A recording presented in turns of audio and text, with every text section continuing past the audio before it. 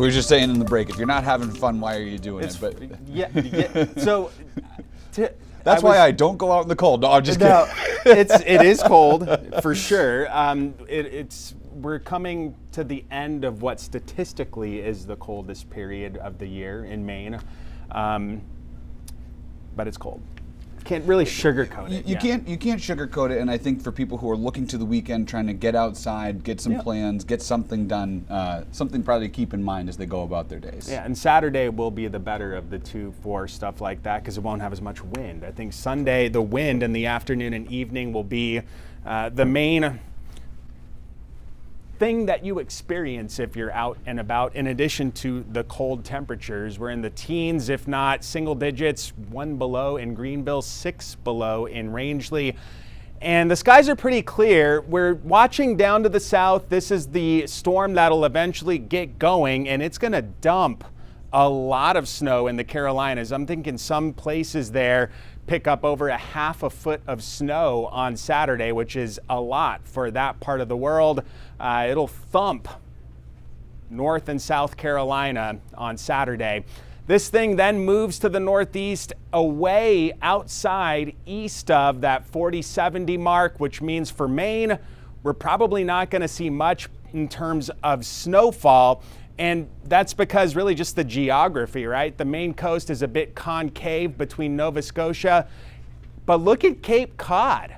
I think Cape Cod could get clipped by this, a few inches of snow possible there as this thing moves to the north and east. Nova Scotia gets it, but again, Maine flurries, I think at best, maybe a tick more for down east if this thing can send a few more bands of snow way out on the periphery.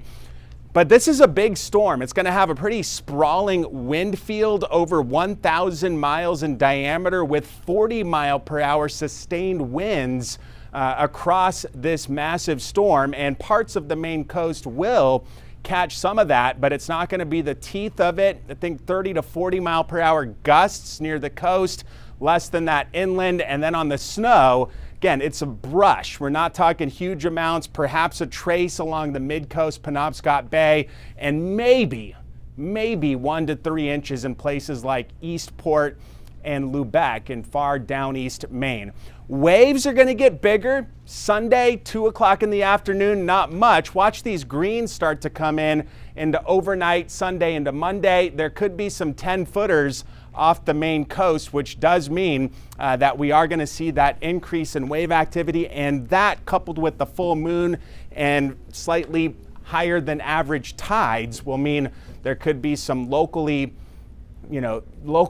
minor flooding along the coast. I don't think it's going to be terribly widespread though. So cold this weekend. It has been over a week now since we have touched freezing.